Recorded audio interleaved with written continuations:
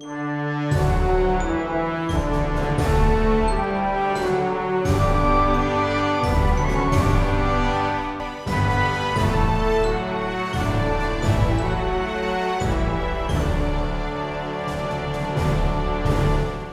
back to the Welsh History Podcast, Episode 14, I, Claudius. Now, last week when we talked about the Roman cultural influences in Britain, there was a lot of discussion, at least in Augustus's day, that the Roman Empire was big enough. We didn't really need to go beyond the boundaries that we already have it. In fact, he set in place, again, as I said last week, this principle that we have our boundaries, that is our limits. Don't go beyond that because beyond that's a mistake. Now, whether that exists as proper history or somebody is, Suetonius, for example, looking back at it after the fact and saying this, I can't say for sure. But nonetheless, the Augustine idea of the size of the empire is something of importance here because Britain's going to be one of the few places that the Romans will expand to. There will be a couple of others. However, this will be the one that they don't give back until they can't hold it anymore. Whereas the other ones, they end up giving back for various reasons. This one, they hold on to. Now, as we talked about previously, there was thoughts in the Roman Empire about taking Britain in the past. There was some logical conclusions that it just wasn't worth it because they based, in some arguments, it was, hey, we already own Britain. We own all those kings. We don't need to go in and take anything, and it saves us money and time and effort. But that was actually Strabo's argument. However, there was also the need of some of the emperors to prove that they could fight, that they could take on a new project. The emperors' only ability to command their loyalty of their troops was through how they could help them.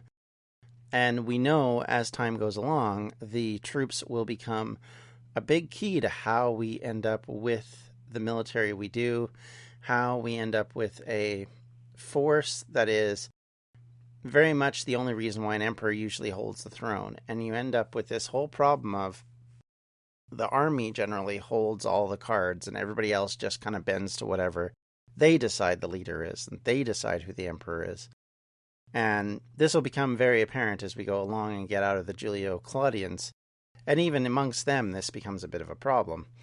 But as Tiberius passes away and we end up having Caligula, or Gaius as he's known in the sources, Caligula, believes that he needs to have a win. He needs a victory. So they start looking at taking on Britain. Now, at the time, they called the English Channel the ocean. So if he wanted to go and take on Britain, he had to deal with Oceanus. And, well, let's just put it this way. This is kind of Caligula in a nutshell, really. He's kind of kooky. He was always kind of weird all the way through pretty much after the first year of his reign. He did some really strange things. Some think he did it for sarcasm's sake, kind of to tweak the nose of senators. Some think he just really was off his rocker and something was physically wrong with him in the head. And thus, what he effectively did was he took his troops to the edge of France, walked out onto the seashore, picked up a bunch of seashells, and claimed that as his booty for having defeated Oceanus, because he sent somebody out with whips to lash the water and teach it a lesson. So that was his great victory, and he kind of throws himself a little mini triumph over it and everything. It's very strange. But it was pretty much Caligula in a nutshell. He was weird. I mean, at least by reputation, he seemed to be very, very odd as emperor, and didn't last very long pretty much because of that. He ends up being assassinated. When he's assassinated, they take his uncle, who to that point had been considered very much a weak member of the Julio-Claudian community, considered to be slightly dumb. In some cases has been portrayed as a stutterer. That's in both the contemporary sources and the later sources. There just is a sense that he's just not really emperor material. And thus the reason why he was never really considered a threat by those in and around him. I mean, Caligula treated him like a buffoon. Most, like Tiberius, ignored him, his father. There's just generally a sense of ignorance towards him. So he comes to power by accident, effectively, and some will argue basically he is the face in front of the camera while there's still someone sock puppeting him in the back. Now, whether that's true or not, we have no way of knowing. And this is something we're going to talk about. So I wanted to first off, before we actually get to the proper invasion, I wanted to talk a little bit about sources here. We're finally getting into written sources, which is always wonderful because it gives you another layer of understanding why things happened. It gives you something beyond sort of the usual archaeology.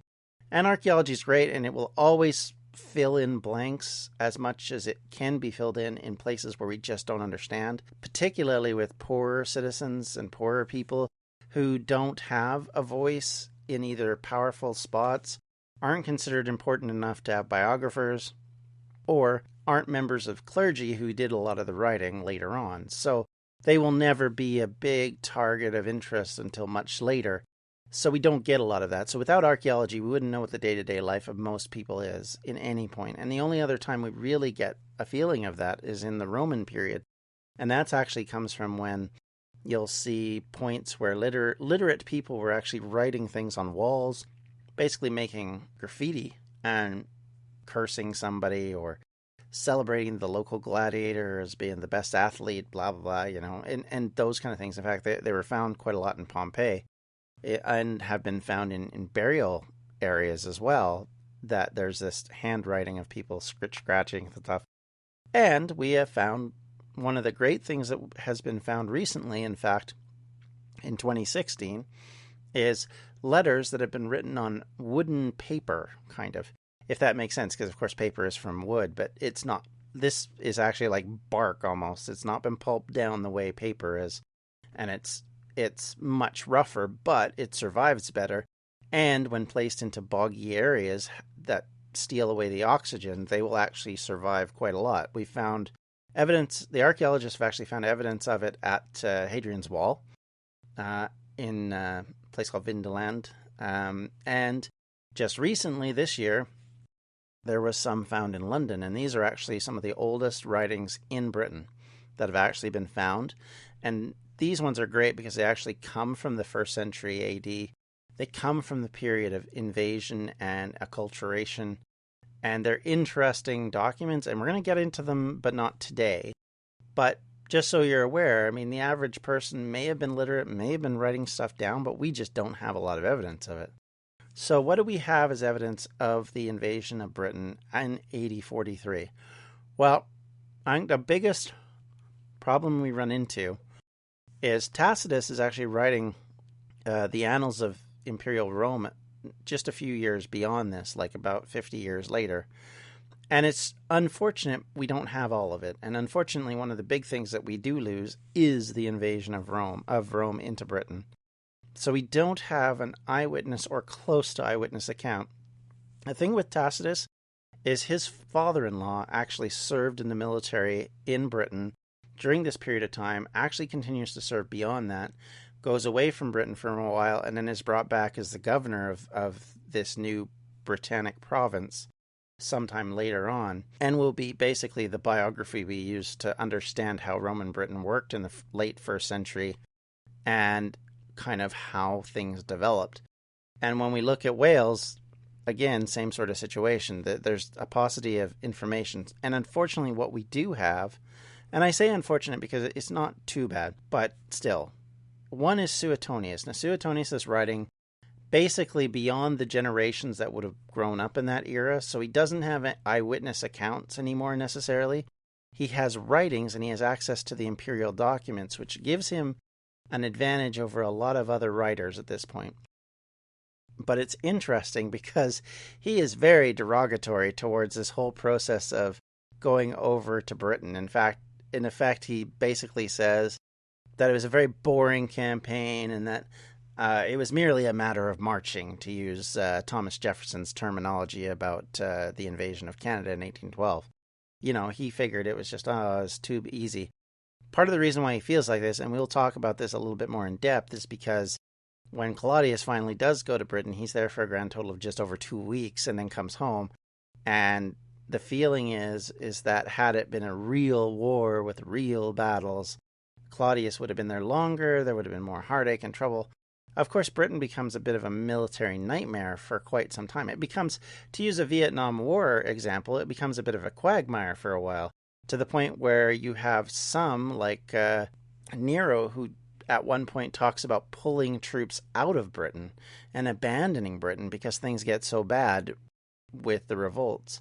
So you have this sense that, oh God, what have we gotten ourselves into, kind of thing.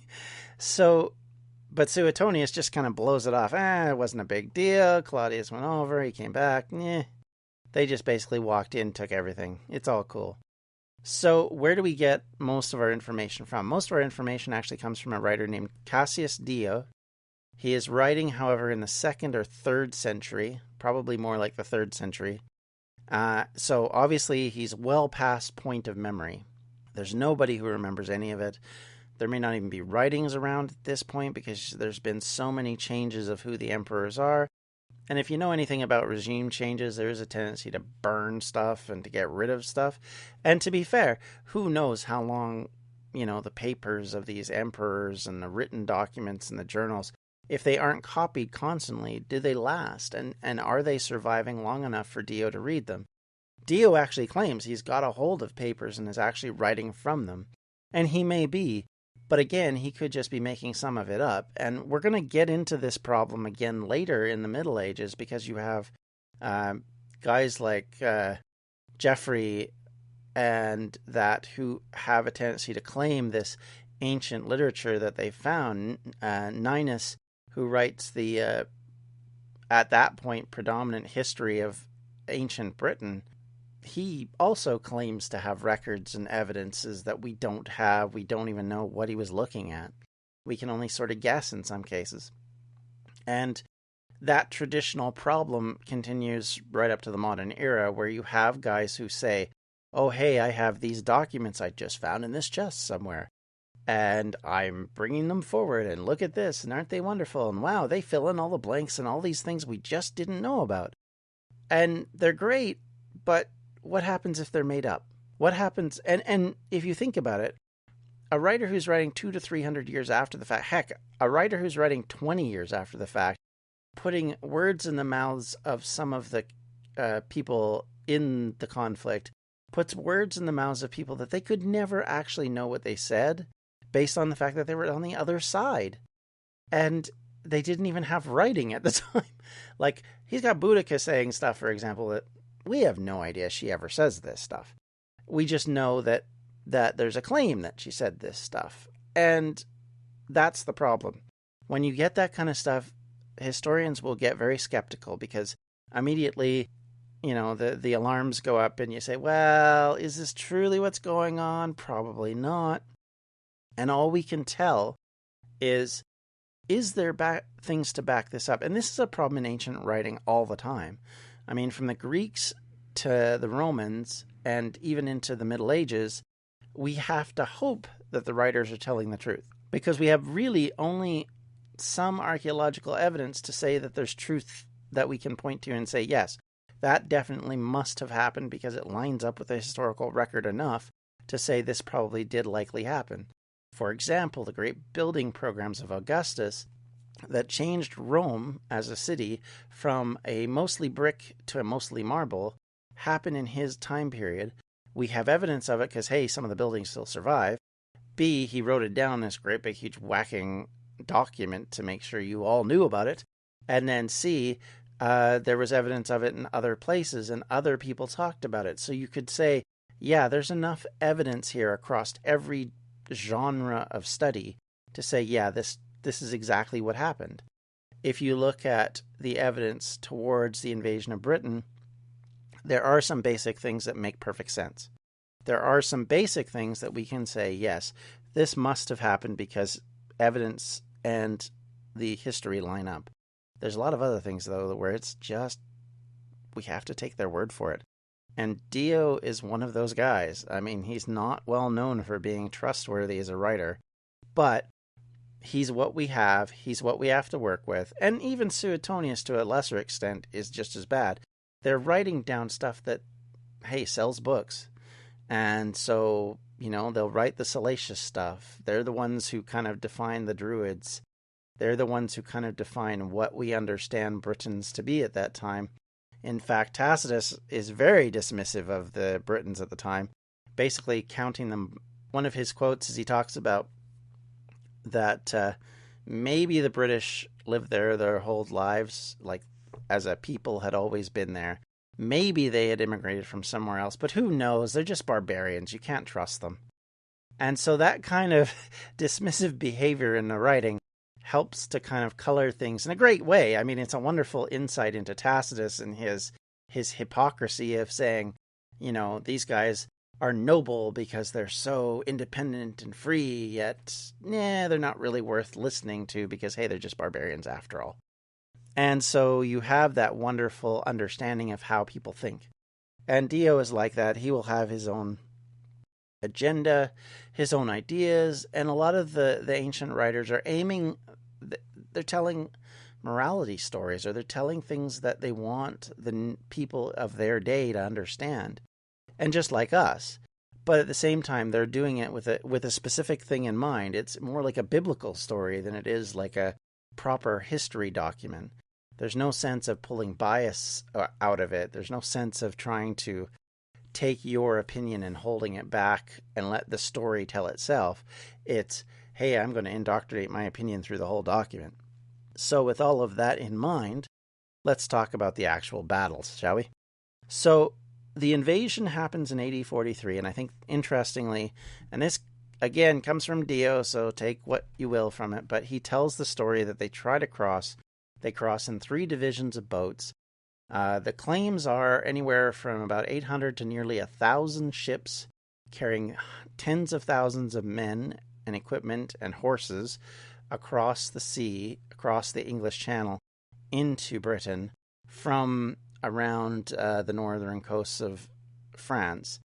And when they are traveling, it takes them so long. I mean, there's one claim I read where they said it took 20 hours to cross the channel. They bring up the idea that by the time that the Romans have gotten to the night, it's pitch black. They don't know where they're going.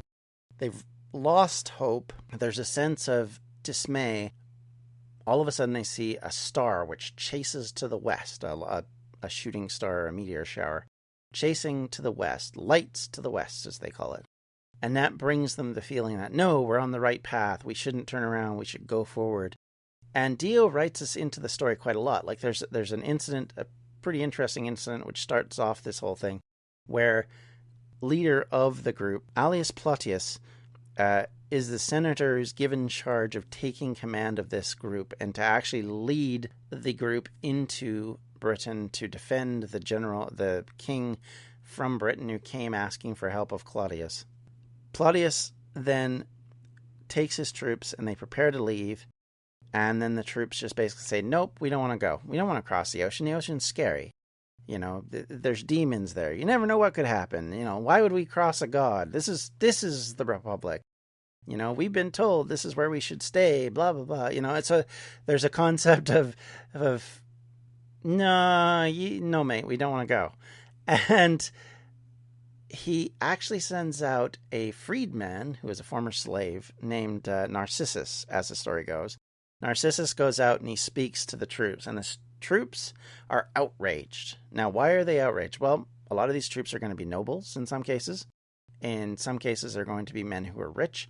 None of these people are slaves or former slaves.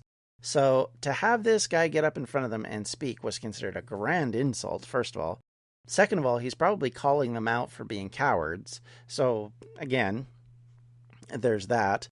And then on top of it all, they turn around and basically say, what is this? Like, Io Saturnalia? Go away. And Io Saturnalia, I don't know if you're familiar with Boxing Day as it became in Victorian Britain. Io Saturnalia has some similarities to that. It does make me wonder if that's kind of where the idea came from.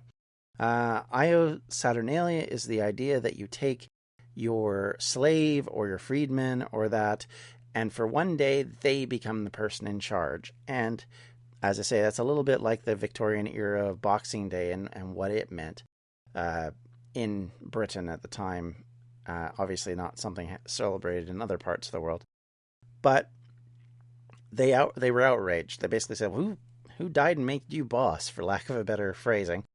And they said, fine, we'll show this doggone freedmen. And they turn around and decide, no, we're going to go. By the time they decide to go, it's getting late in the day. They go out into the water. As seems to be the case with the Romans, every time they tried to go across to Britain, they seem to not really understand the maritime nature of the English Channel, which makes me think that they didn't have a lot of help from the local Gallic communities. Because the Gallic communities would know, this is high tide, this is slack water, this is when things are good to go, this is when you don't go out, this is when it's dangerous. But they never seem to ask, or they never have somebody helping them, or maybe there's a lot of, we'll get one back on the Romans by basically telling them false information. And so the Romans barrel out, the weather's miserable, at least to an extent. They don't talk about losses, so it couldn't have been that bad. But they do talk about the fact that people are becoming discouraged. Now, is it because it's taking them forever to cross the channel? Is it the fact that, when you're crossing the channel, you can see the other side if you cross the right points. You can actually see France from Britain and Britain from France. But it feels like you make no progress for a while. And so if you are traveling and during the day, as you're looking, you don't make any progress, apparently. Then when you finally do make progress, it's pitch black, so you have no idea where you are at that point. And so you have no idea if you're actually getting closer to the shore, if you're off into the main part of the ocean, or you're heading back to France for all you know, or Gaul in this case. So with all of that in mind, you can understand that the Roman soldiers would have been very perturbed, very close to probably causing trouble. And of course, in an era where you believe in gods and you believe a god of the ocean is not necessarily helpful to you, you might expect him to be a problem. That also then lends problems, right? Because you start to say, well, the gods are against us, we should turn around. Eventually, however, they do land. Like I said, they have their sign from the gods to say, no, keep going that direction. They then land, and unlike Julius Caesar when he lands, there's nobody there. They come to the edge of Britain, and they've come somewhere around the Isle of Thanet, similar to the areas where the Anglo-Saxons came in. They land there, probably spread out quite a bit because, like Dio talks about the 3 divisions, it's probably because the boats have gotten spread and they're probably in 3 main groups when they hit the land, and then they have to meet back up. Probably, thankfully for them, they've landed in Allied territory. And so there isn't a hostile force waiting to kill them. And so when they talk about them being no one to greet them or no one to deal with them, it's probably more likely that what happened was the only greeting they got was probably an expected one, and it was from allies, not enemies, who helped them kind of get them bearings, get themselves reformed, so they didn't have sort of what happened to Julius Caesar in his first landing in 55 BC, where he had it go all wrong. And so the Roman troops have landed, and they expect this to be sort of like the way they deal with a lot of other things, and they end up finding that the enemy won't come near them. They run away, they chase them, and every time they chase them, it's like swatting at flies.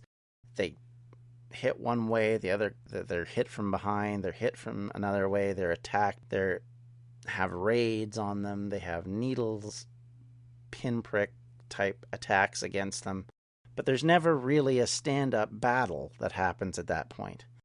And so you get this sort of sense of frustration from the Romans, as Dio describes it, about the fact that they, as he puts it, he says, they would not come close quarters with the Romans. They took refuge in swamps and the forest, hoping to wear out the invaders in fruitless effort, so that, just as in the days of Julius Caesar, they would sail back with nothing accomplished. That makes you understand what's going on here, and it's obvious that the British realize that they can't take the Romans on head on. The only way they could have known that is if they fought them before. If there was enough people around that remembered the battles in Gaul 80, 90 years ago, passed it on to their children, and probably there was some mercenaries that probably fought for Rome in Germania.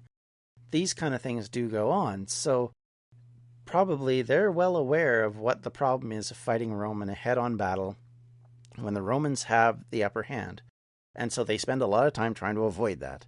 However, eventually they were defeated. They defeat Caractacus, and then Tagodumnus, and then the sons of Sinobelinus. And these kings are all perceived as being very important in the southeast area.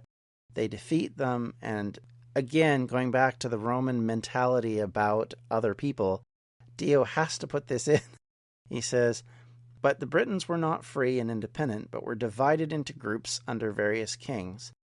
And so, in other words, he looks down on them because they aren't considerably one form of government, but are many forms of government. And typically at the time, likely had a high king or a high general who basically led the troops, and they would respond to them. But, of course, they might have different fighting styles, they might have different weapons, some of them might have chariots, some might not. And so you're not as cohesive as a unit as someone who has the same sort of shield as your buddy next to you on both sides. You have the same gladius, you have the same helm, you have that same great big huge long pike which sticks out in front of you, and your ability to fight as a unit has been co-opted and developed over years and years and years of fighting, and there's 40,000 of you. That makes a huge difference to what the Romans can do here. They've come over en masse, they're not fooling around, and the enemy might know that they can't defeat them, but at the same time, they also know that they have to defeat them if they're to survive. So they have to have battles with them, and every time they get into these battles, they try and use the land to their advantage. You can tell that because they use rivers quite often. They're using forests and swamps and things of that nature. That, you know, like I said, Dio describes this sort of stuff going on in a Vietnam War style battle. However, the problem you run into is that we get this problem of there's just so many Romans, and they're so coordinated, and they're so well thought out. Like Dio talks about the fact that they send German mercenaries across the river because they can swim, even with their armor on, get on the other side, build a bridgehead, like develop a bridgehead. Then the rest of the troops will come across, however they come across, and then they just continue to build out this beachhead into something bigger and into something much more aggressive and much better than what they started with. And they will do that throughout these initial battles. And eventually they get to the main areas, the main market towns of the southeast, and the hill forts that they're now running into, and they start to take them. And now all of a sudden the foothold is established, and the southeast corner of Britain is now Roman. And the Romans will then, from there on out, continue to send troops out, continue to spread out until they've conquered most of what we call Britain. And this is where everything starts up. We're going to hold off on the rest of this story until next week. Next week we'll talk about how this develops and how it becomes a Welsh problem. Because let me tell you, the Welsh tribes have not been sitting back waiting for this to happen. They have been developing ideas, tactics, ways to fight the Romans that will become very important. And you'll hear these, at least two of these Welsh tribes, quite a lot, because they are the main combatants for the next little while. And so Roman Wales will come out of this, and you'll see how this all develops. But as I said, when they landed, they did meet up with battles, but nothing where it was a major battle. And so thus it seems like a boring war to a Roman. You haven't got a major battle to talk about as an author. That's kind of dull. You know, it's just a one long running needle poke that ends up getting caught out and squashed, and then they're defeated. So a local area of land is now conquered. As I said, we'll go into more as the Romans start to move out, and some of the emperors of the future are involved, and we will talk more about what they did and how they did. And then we'll have to talk about the revolts and problems that they run into, and specifically with a couple of tribes in the Silures and the Ordovices, who will be troublesome tribes for the Romans for at least the first century. And we'll talk about that all next week. Thank you, everyone, for listening, and we'll see you later. Bye-bye. This has been a Distractions Media production. For more information, you can check out everything we do at distractionsmedia.com.